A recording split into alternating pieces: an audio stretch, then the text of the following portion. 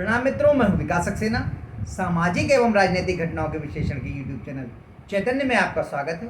आप देख रहे हैं विकास की बात। हरियाणा के चुनावी नतीजे आने के बाद से कांग्रेस के नेता बुरी तरीके से बौखलाए हुए हैं।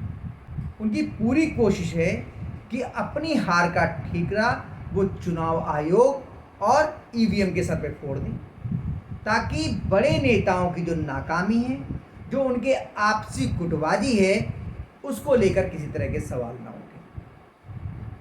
जब से चुनाव परिणाम आए हैं, तरह तरह की बातें बना करके ईवीएम पर सवाल उठाकर ये समझाने का प्रयास किया जा रहा है कि ईवीएम को हैक कर लिया गया था या उनसे छेड़छाड़ की गई। तो जैसा आपने थंबनेल में पढ़ा होगा कि ईवीएम हैक की भारतीय जनता पार्टी या उसके समर्थकों ने, लेकिन मत प्रतिशत कांग्रेस पार्टी का 11% बढ़ गया। यानी कि भारतीय जनता पार्टी के समर्थकों ने या उसके कार्यकर्ताओं ने ईवीएम हैक करके भाजपा के प्रत्याशियों का वोट नहीं बढ़ाया, बल्कि वोट बढ़ाया कांग्रेस के प्रत्याशियों का। तो ये कैसे हुआ, इसको हम लोग थोड़ा सा समझने का प्रयास करेंगे आज के इस अंक में। कांग्रेस के नेता लगातार ये आरोप लगा रहे हैं कि ईवीएम ने गड़बड़ की, चुनाव आयोग ने निष्पक्षता से काम नहीं किया, इसलिए वो इस चुनाव को हार गए, क्योंकि माहौल तो पूरी तरीके से कांग्रेस के पक्ष में था। इसी तरह की बातें मध्य प्रदेश के चुनाव को लेकर कही जा रही थी। ये कहा जा रहा था वहां तो बस चुनाव औपचारिकता है। कमलनाथ जी, उनके लिए लोग भविष्य का मुख्यमंत्री कहने लगे थे। लेकिन जब चुनाव परिणाम आया तो 70% से ज़्यादा सीटें मध्य प्रदेश विधानसभा की भारतीय जनता पार्टी जीत गई। और ऐसा ही लगभग आपका हरियाणा में भी हुआ है। पिछली बार भाजपा का जो सीटें थी वो इतनी नहीं थी कि वो अपने दम पर हरियाणा में सरकार बना पाती। उसे दुष्यंत चौटाला की जेजेपी से समर्थन लेना पड़ा था। इसके बाद भारतीय जनता पार्टी हरियाणा में 2019 में चुनाव सरकार बना पाई थी। लेकिन इस बार भारतीय जनता पार्टी ने स्पष्ट रूप से बहुमत हासिल कर लिया है और उसके मत प्रतिशत में भी कुछ बढ़ोतरी हुई है। कुछ शब्द का मैं इस्तेमाल कर रहा हूं, वो लगभग 3% है। लेकिन कांग्रेस पार्टी, जिसने इस बार 37 सीटें जीती हैं, पिछली बार उसको लगभग 28% वोट मिला और इस बार उसको 39.04 के लगभग प्रतिशत के लगभग वोट प्राप्त हुआ है। यानी कि कांग्रेस पार्टी के मत प्रतिशत में लगभग 11% का उछाल आ गया। लेकिन जिस भारतीय जनता पार्टी के कार्यकर्ताओं ने या समर्थकों ने, जिन पे आरोप लगाए जा रहे हैं कि उन्होंने ईवीएम हैक कर ली थी, उसका मत प्रतिशत लगभग 3% मात्र बढ़ा है। तो कमाल के हैं ना। देखिए, भाजपा के कार्यकर्ता, उन्होंने ईवीएम हैक करके वोट बढ़ा दिए कांग्रेस के प्रत्याशियों के। तो इस तरह का विश्लेषण कर रहे हैं कांग्रेस पार्टी के वरिष्ठ नेता पवन खेड़ा जी। वो कह रहे हैं ये परिणाम, चुनाव नतीजे हमें स्वीकार्य नहीं है।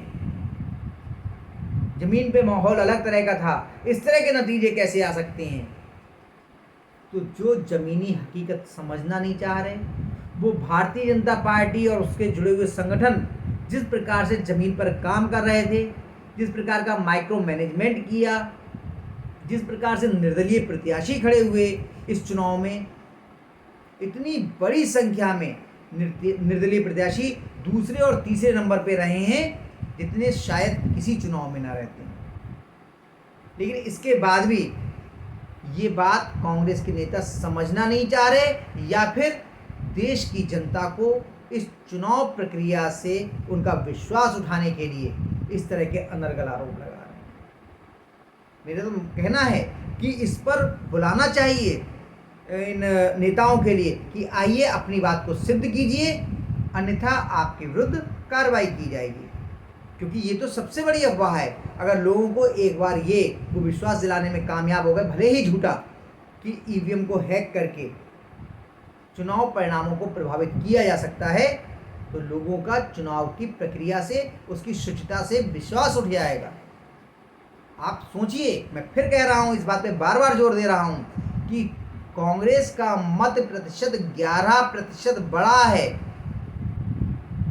और भारतीय जनता पार्टी का लगभग 3% बढ़ा है।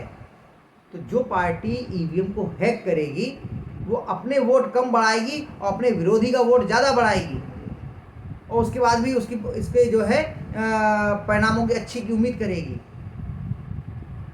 लेकिन चुनाव परिणाम क्यों खराब आए हैं, इसको अब खुद कांग्रेस के जो हारे हुए उम्मीदवार हैं वो अब मुखर होकर के बोलने लगे। अंबाला कैंट की एक सीट है जहां से भारतीय जनता पार्टी के अनिल विज जीते हैं, जो गृह मंत्री थे। उनके विरोध में, उनके सामने कांग्रेस की ओर से परविंदर सिंह परी के लिए चुनाव मैदान में उतारा गया था। इस खासतौर से इस अंबाला कैंट की सीट के विषय में मैं अपने पिछले कुछ वीडियो में भी उनका चर्चा कर चुका हूँ। अंबाला कैंट से परविंदर सिंह परी जो थे वो कांग्रेस के प्रत्याशी थे और कहा जाता है कि वो कुमारी शैलजा के खेमे के थे।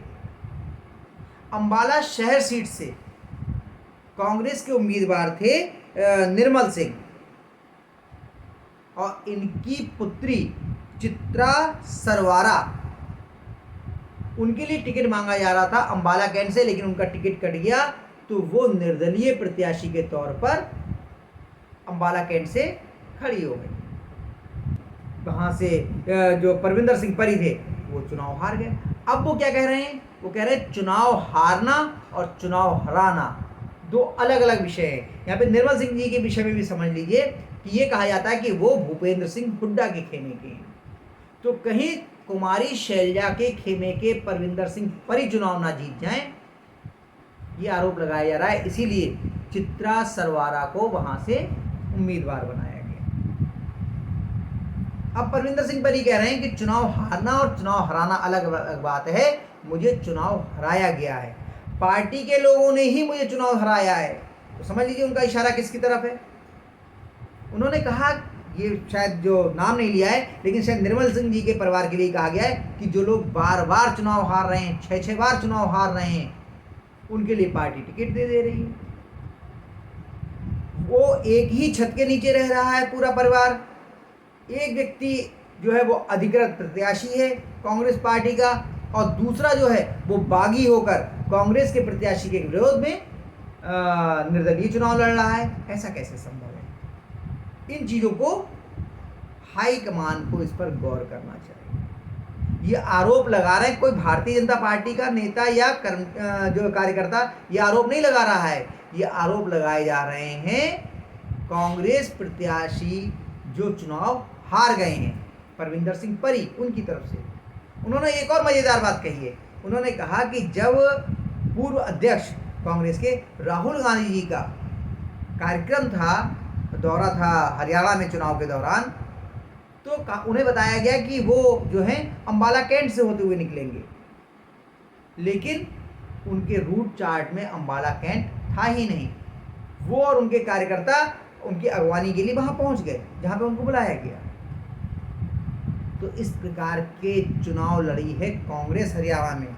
तो हारे किस वजह से हैं, इसका वास्तविक मंथन करने के बजाय लोगों को गुमराह करने का प्रयास किया जा रहा है।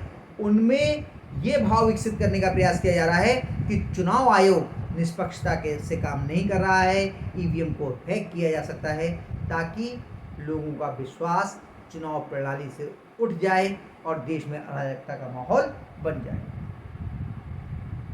जो कांग्रेस पार्टी देश की सबसे पुरानी राजनीतिक पार्टी है और दशकों तक जिसने देश की शासन और सत्ता को संभाला है, वो इस तरह की जब बातें करती है तो आम लोगों को समझना चाहिए कि अपने रास्ते से कितना भटक गई है कांग्रेस पार्टी। शायद यही उसकी इस दुर्गति का कारण है।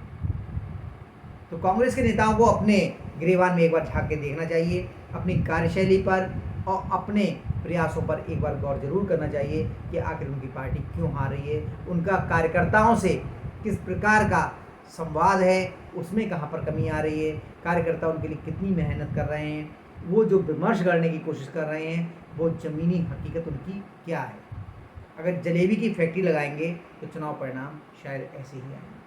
तो आज के अंक में बस इतना ही। अगले अंक में हम लोग फिर मिलेंगे किसी नए मुद्दे के साथ। तब तक के लिए अनुमति दीजिए। आपसे अनुरोध है कि अगर आपको ये वीडियो पसंद आया हो तो इसे लाइक कीजिए, शेयर कीजिए, और हाँ, अगर इस चैनल पर आप नए हैं तो आपसे ये भी अनुरोध है कि इस चैनल को सब्सक्राइब करने के बाद नोटिफिकेशन का बेल आइकन जरूर दबाइए। धन्यवाद। प्रणाम।